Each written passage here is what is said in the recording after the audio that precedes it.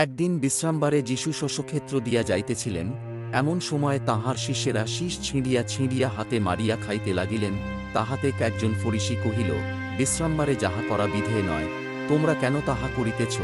যীশু উত্তর করিয়া তাহাদিগকে কহিলেন, দাজুদ ও তাহার সঙ্গীরা ক্ষুধিত হইলে তিনি কি করিয়াছিলেন, তাহাও কি তোমরা পাঠ করো নাই? তিনি তো ঈশ্বরের গৃহে প্রবেশ করিয়া যে দর্শনরূপী কেবল যাজকবর্গ ব্যতিরেকে আর কাহারও ভোজন করা বিধে নয়, তাহা লইয়া আপনি ভোজন করিয়াছিলেন এবং সঙ্গীগণকে দিয়াছিলেন। পরে তিনি তাহাদিগকে কহিলেন, মনুষ্যপুত্র বিশ্রামবারের কর্তা।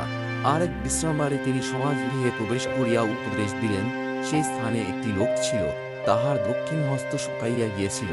আর অধ্যাপকেরা ও ফরিসীরা তিনি বিশ্রামবারে সুস্থ করেন কিনা দেখিবার জন্য তাহার প্রতি দৃষ্টি রাখিল, যেন তাহার নামে দোষারোপ করিবার সূত্র পায়। কিন্তু তিনি তাহাদের চিন্তা জ্ঞাত ছিলেন, আর সেই শুষ্কহস্ত ব্যক্তিকে কহিলেন, উঠো, মাঝখানে দাঁড়াও। তাহাতে সে উঠিয়া দাঁড়াইল। পরে যীশু তাহাদিগকে কহিলেন, তোমাদিগকে জিজ্ঞাসা করি, বিশ্রামবারে কি করা বিধে, ভালো করা না মন্দ করা, প্রাণ রক্ষা করা না নাশ করা? পরে তিনি চারিদিকে তাহাদের সকলের প্রতি দৃষ্টিপাত করিয়া সেই লোকটিকে বলিলেন, তোমার হাত বাড়াইয়া দেও। সে তাহা করিল, আর তাহার হাত সুস্থ হইল।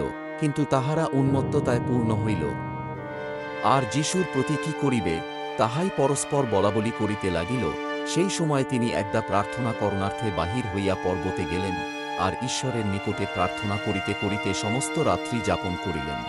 পরে যখন দিবস হইল, তিনি আপন শিষ্যগণকে ডাকিলেন, এবং তাহাদের মধ্য হইতে 12 জনকে মনোনীত করিলেন, আর তাহাদিগকে প্রেরিত নাম দিলেন, সিমন, যাহাকে তিনি পিতর নামও দিলেন, ও তাহার ভ্রাতা আন্দ্রিয়, এবং যাকব ও যোহন, এবং ফিলিপ ও বর্থলময়, এবং মথি ও থোমা, এবং আলফেয়ের পুত্র যাকব ও উদ্যোগী আখ্যাত সিমন, যাকবের পুত্র জিহুদা, এবং ইস্করিজতীয় জিহুদা, যে তাহাকে শত্রু হস্তে সমর্পণ করে।